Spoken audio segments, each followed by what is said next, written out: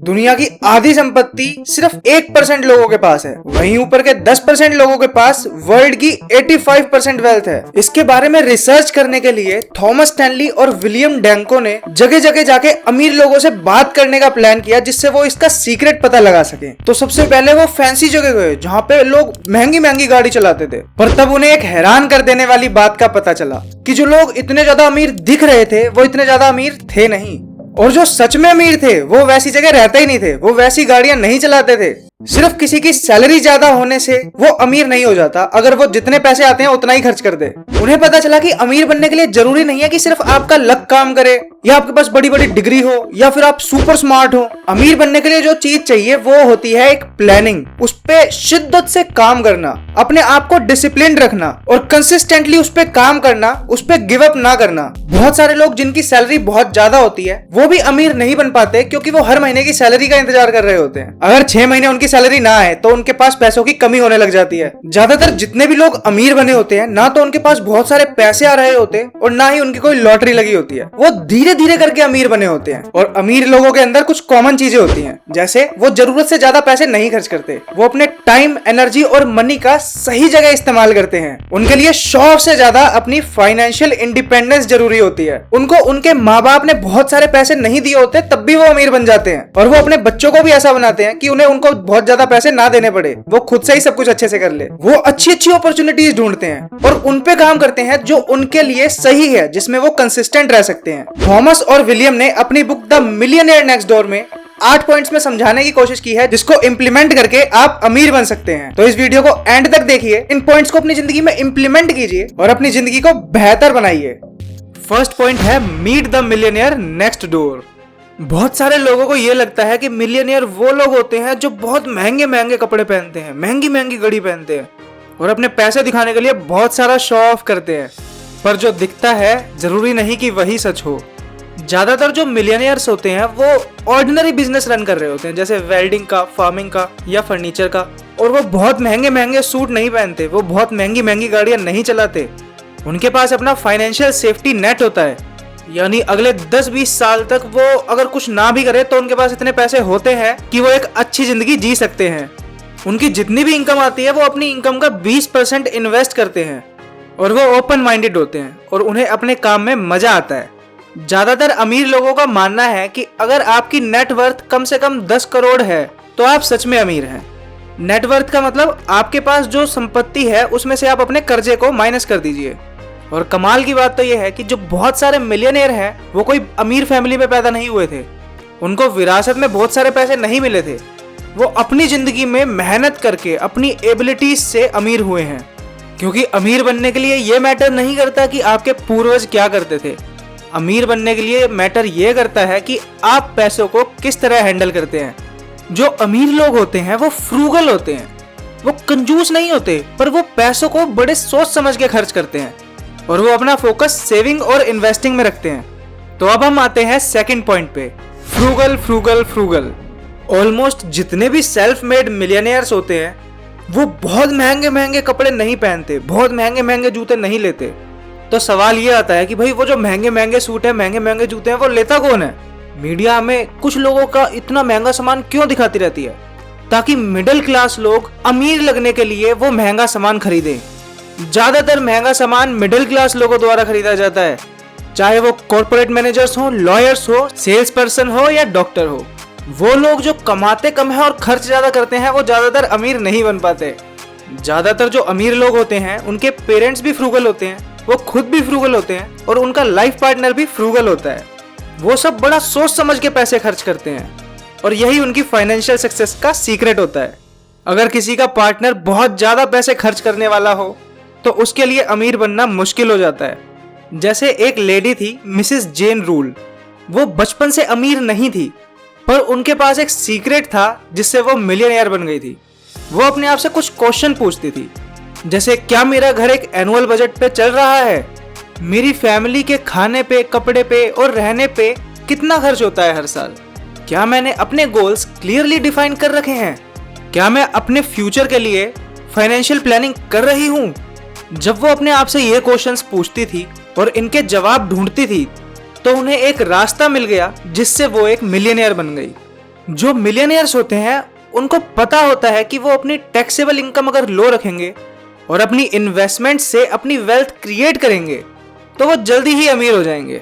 जितने भी लोगों को हाई सैलरी मिल रही होती है उनके ऊपर बहुत ज़्यादा इनकम टैक्स लग रहा होता है, वहीं जो मिलियनियर्स होते हैं उनको बहुत कम टैक्स देना पड़ता है क्योंकि वो अपनी फाइनेंशियल प्लानिंग अच्छी रखते हैं और ऐसी इन्वेस्टमेंट्स करते हैं जहां पे उनको टैक्स नहीं देना पड़ता। क्योंकि अमीर बनने का मतलब सिर्फ ये नहीं होता कि आप कितने पैसे कमा रहे हैं, अमीर बनने का मतलब ये होता है कि आप उस पैसों से क्या कर रहे हैं जो आपको और अमीर बनाएगा। थर्ड पॉइंट है टाइम, एनर्जी एंड मनी। दो तरह के लोग होते हैं, एक जो फाइनेंशियली स्ट्रगल करते रहते हैं और दूसरे जो अमीर बन जाते हैं। तो जो स्ट्रगल करते रहते हैं उन्हें हम कह सकते हैं अंडर अक्यूमुलेटर्स ऑफ वेल्थ, और जो अमीर बन जाते हैं उन्हें हम कह सकते हैं प्रोडिजियस अक्यूमुलेटर्स ऑफ वेल्थ। ये जो प्रोडिजियस अक्यूमुलेटर होते हैं ये एक महीने में अपना फाइनेंशियल प्लानिंग करने का टाइम निकालते हैं, वहीं जो अंडर अक्यूमुलेटर होते हैं वो इस चीज़ पे इतना ध्यान नहीं देते, वो प्रोफेशनल एडवाइस को नहीं ढूंढते, वो नई नई इन्वेस्टमेंट स्ट्रेटजीज के बारे में जानना नहीं पसंद करते।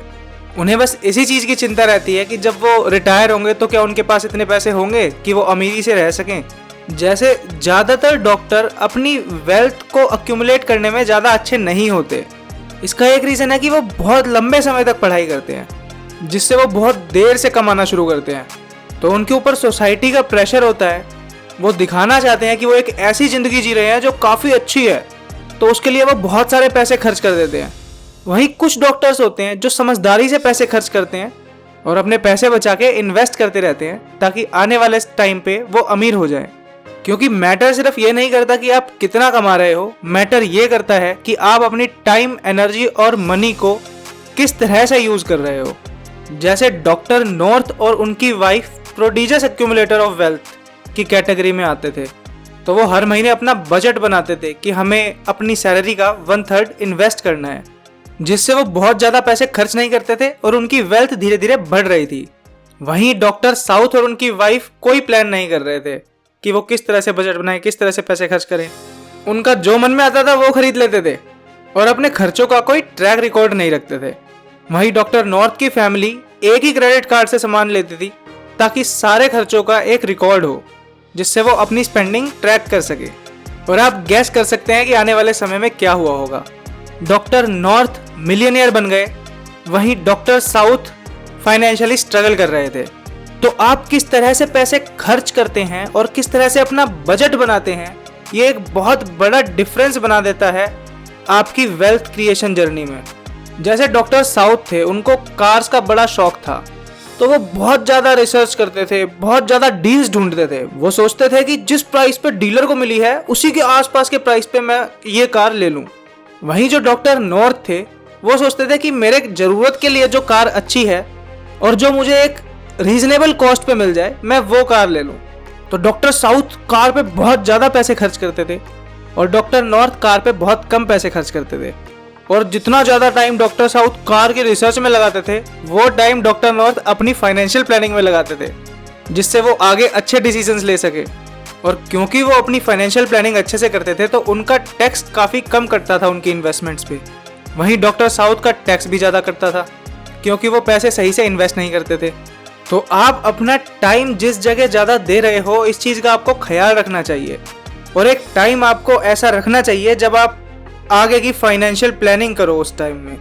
पर सिर्फ प्लानिंग से काम नहीं होता, आपको उस पर एक्शन लेना होता है। आपको कंसिस्टेंटली डिसिप्लिन्ड अप्रोच से वो काम करना होता है। जैसे डॉक्टर नॉर्थ की क्लियर स्ट्रेटेजी थी जब वो स्टॉक्स में पैसा इन्वेस्ट करना चाहते थे। वो ऐसे स्टॉक्स लेते थे जिनके बारे में उन्हें अच्छी नॉलेज होती थी, तो वो उसमें इन्वेस्ट करते थे और उन्हें बेचते नहीं थे क्योंकि उन्हें पता था कि आगे आने वाले टाइम पे मेरे को इससे काफ़ी ज़्यादा प्रॉफिट होने वाला है। वहीं डॉक्टर साउथ स्टॉक मार्केट में सीखने के बजाय ब्रोकर्स से नेक्स्ट हॉट इन्वेस्टमेंट अपॉर्चुनिटी के बारे में पूछते रहते थे, जिससे उन्हें काफ़ी सारी एडवाइजरी फीस देनी पड़ती थी, ट्रांजैक्शन फीस देनी पड़ती थी और स्टॉक्स में भी इतना प्रॉफिट नहीं होता था। तो डॉक्टर साउथ ने डॉक्टर नॉर्थ से एडवाइस मांगी कि मैं इसमें किस तरह से अच्छा परफॉर्म करूं जैसे तुम कर रहे हो।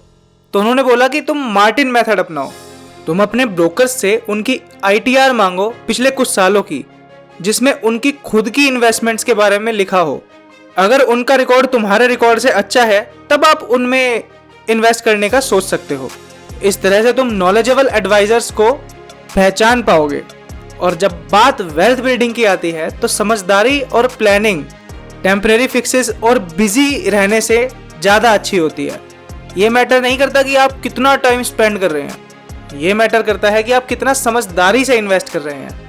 Fourth point is you aren't what you drive. Mister W Allen एक सेल्फ मेड मिलियनियर थे। वो और उनकी वाइफ एक साधारण से 3 बेडरूम के हाउस में रहते थे जहां वो 40 साल से रह रहे थे। उनके पास 2 मैन्युफैक्चरिंग कंपनीज थी अपनी। फिर भी वो अपनी वेल्थ को शो ऑफ नहीं करते थे। वो सिंपल लिविंग में बिलीव करते थे और एक एफिशिएंट लाइफ जी रहे थे। एक बार उनके बिजनेस एसोसिएट्स ने उनके बर्थडे पे उनको रोल्स रॉयस दे दी, जो कि एक लग्जरी और स्टेटस का सिंबल है।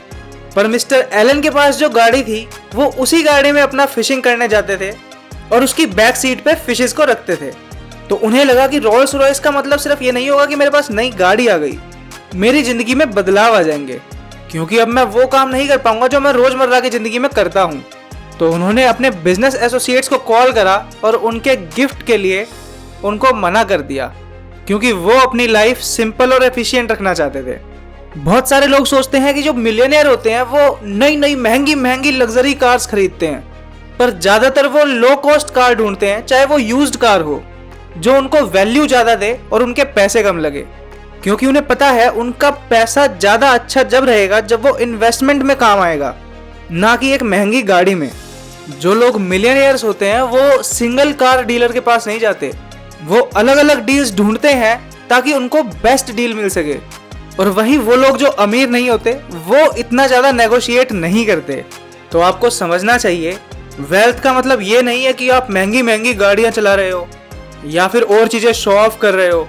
इसका मतलब है कि आप अपनी जरूरत को कम कर रहे हो ताकि खर्चे कम हो और बचे हुए पैसे आप सेव कर सके और सही जगह इन्वेस्ट कर सके। फिफ्थ पॉइंट है इकोनॉमिक आउटपेशेंट केयर। लमार और मैरी एक काफी अच्छी जिंदगी जी रहे थे। उनके पास एक बहुत सुंदर सा घर था, महंगी गाड़ियां थी, स्टाइलिश कपड़े थे और वो दुनिया घूमते थे। उनके पड़ोसी सोचते थे इनके पास तो बहुत पैसा है, ये मिलियनियर्स हैं। पर लमार और मैरी के पास कोई हाई पेइंग जॉब नहीं थी। लमार $60,000 पर महीने से भी कम कमाता था, वहीं मैरी एक हाउसवाइफ थी। तो वो एक ऐसा लाइफस्टाइल कैसे एंजॉय कर पा रहे थे जो वो लोग भी नहीं कर पाते जिनकी इससे डबल इनकम होती है। वो ऐसा इसलिए कर पा रहे थे क्योंकि उन्हें इकोनॉमिक आउटपेशेंट केयर मिल रही थी। मैरी के पेरेंट्स अमीर थे तो उसे हर महीने उसके पेरेंट्स $15,000 के कैश गिफ्ट्स भेज देते थे और अलग तरह का सपोर्ट भी करते थे, जिससे वो अपनी जरूरत से ज्यादा पैसे खर्च कर पा रहे थे। देखने में ऐसी सिचुएशन हमें लगता है कि एक काइंडनेस है, उसके पेरेंट्स उसे सपोर्ट कर रहे हैं, पर इस लाइफस्टाइल की वजह से उन्होंने बहुत ज्यादा पैसे खर्च करने शुरू कर दिए और उनके पास वेल्थ के नाम पे कुछ नहीं बचा। क्योंकि किसी और का पैसा खर्च करना आसान है, जब किसी को ऐसे बिना मेहनत के बहुत सारे पैसे मिलने लग जाते हैं तो वो उस पर डिपेंडेंट हो जाता है और वो उसे बार बार एक्सपेक्ट करता है। जो ऐसे गिफ्ट रिसीवर्स होते हैं वो ज़्यादातर उस पर निर्भर हो जाते हैं, वरना वो उधार लेना शुरू कर देते हैं ताकि वो अपना लाइफस्टाइल मेंटेन कर सकें और वो अगले गिफ्ट का इंतजार करते रहते हैं। वो सेविंग और इन्वेस्टमेंट पे इतना ध्यान नहीं देते, वो सोचते हैं कि मुझे ये इनहेरिटेंस कैसे मिले। इसीलिए लोगों को फाइनेंशियल डिसिप्लिन और इंडिपेंडेंस समझना जरूरी है और उनको पैसों को सही तरीके से खर्च करना आना चाहिए। पेरेंट्स को ध्यान देना चाहिए कि छोटी उम्र से उन्हें यह चीज़ सिखाई जाए। तो सवाल यह आता है कि अगर पेरेंट्स को ऐसे कैश गिफ्ट में नहीं देना चाहिए इतना ज़्यादा, तो उन्हें क्या देना चाहिए? और जवाब यह है कि उन्हें अपने बच्चों को अच्छी शिक्षा देनी चाहिए, क्योंकि जितने भी मिलियनियर्स होते हैं वो अपनी बच्चों की एजुकेशन पे बहुत ध्यान देते हैं और उन्हें फाइनेंशियल एजुकेशन के बारे में भी सिखाते हैं। सिक्स्थ पॉइंट है अफर्मेटिव एक्शन, फैमिली स्टाइल। ज़्यादातर पेरेंट्स सोचते हैं कि हम अपने बच्चों में बराबर बराबर जायदाद का हिस्सा कर देंगे, पर रिसर्च से पाया गया है कि जो अनएम्प्लॉयड बच्चे होते हैं उनको जायदाद का ज़्यादा हिस्सा मिलता है और जो थोड़े सक्सेसफुल होते हैं उनको थोड़ा बहुत हिस्सा मिलता है और जो हाईली प्रोडक्टिव बच्चे होते हैं उनको ऑलमोस्ट कोई हिस्सा नहीं मिलता है। और उनको ये भी पता होता है कि फाइनेंशियली इंडिपेंडेंट होना जरूरी है, किसी और के ऊपर रिलाय नहीं करना चाहिए ज़्यादा, स्पेशली जब बात पैसों की हो। जैसे एक सक्सेसफुल बिजनेसमैन था, उसकी बेटी थी सैरा।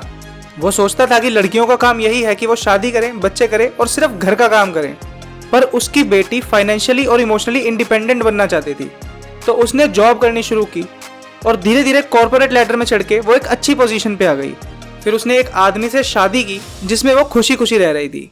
वहीं उसकी एक दूसरी लड़की थी एलिस, जो अपने पापा की बातें मानती थी। उसके पापा ने उसकी शादी की जहां वो हर महीने उसे फाइनेंशियल सपोर्ट के लिए कुछ पैसे भेजा करते थे। पर जब उसके पिता नहीं रहे तो उसके परिवार में काफी समस्या हो गई। कुछ ही सालों में उन्होंने उसके पापा के सारे पैसे उड़ा दिए। दुर्भाग्य से कुछ समय बाद एलिस भी चल बसी, तो उसके पति को उसके बच्चे पालने में बहुत दिक्कत आ रही थी।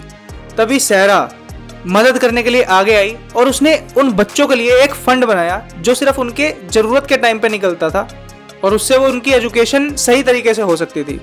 उसने उन बच्चों को फाइनेंशियली इंडिपेंडेंट होना सिखाया और साथ में प्यार और सपोर्ट भी दिया, जो पैसों के जितना ही जरूरी है। तो इस समय पता चलता है जो सबसे बड़े गिफ्ट हैं वो जरूरी नहीं कि वो पैसा हो।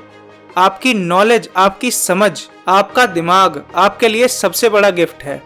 जो समझदार पेरेंट होते हैं वो इन 10 रूल को अपनाते हैं ताकि उनके बच्चे फाइनेंशियली इंडिपेंडेंट बन सके और समझदार बन सके।